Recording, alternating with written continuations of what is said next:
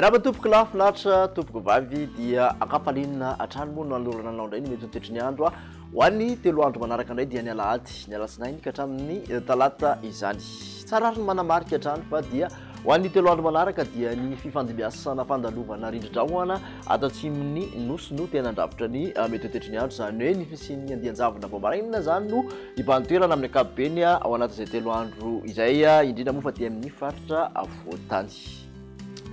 Jerentsika ampitsipiriany avy hatrany ny mahakasika ny toetry ny andro ho an'ny rafitsy maraina zao dia misy ny andian-javona ny vao maraina ty amin'ny avoatany manontolo satria tsy matsana ny nosy aty aorian'izay kosa dia ny masoandro mipalika no mibanterana saika manerana ny nosy. Ny tolakandro kosa indray dia mitovy amin'izay hatrany satria dia mibanterana ny masoandro manerana nosy araka ny hitantsika amin'ny sary ankoatrany aty amin'ny manodidina ny maro antsetra sy antalaty no somary mandraondraona ny andro ary mety arahanorana ny takariva.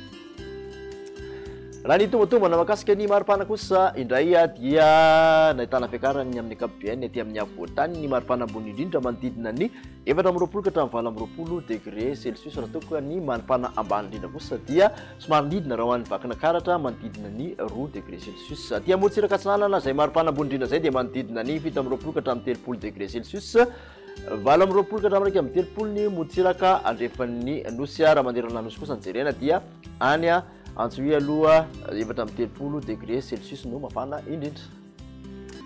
Ho an'ny alatsinainy kosa indray dia ao anatin'ny tontolo andro saika ahitana ora tandrifin-drahona kely aty amin'ny morontsiraky ny Ambatsoa sy Antala. Ankoatr'izay dia masoandro mipalika no mibantoerana raha toa ka misy andian-javona ny vao maraina aty amin'ny avoatany.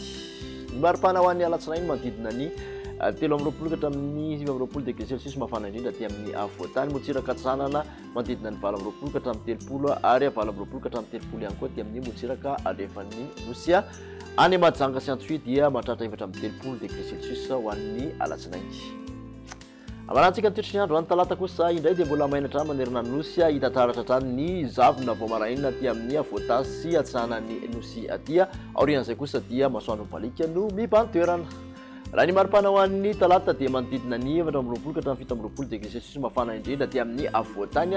Raha ny tombontongana antsika dia ho tafalatsaka hatramin'ny 1 degré celsius ny vakana karatra any izany hoe vao maraina raha ho an'ny talata. Morontsiraka atsinanana manodidina ny 17 ka hatramin'ny 30 degré celsius mafana indrindra. Morontsiraka andrefana dia 20 ka hatramin'ny 30 degré celsius. Tsara moa manamarika vadia any amin'ny Antsoy hatrany no mafana indrindra dia amin'ny 30 degré celsius.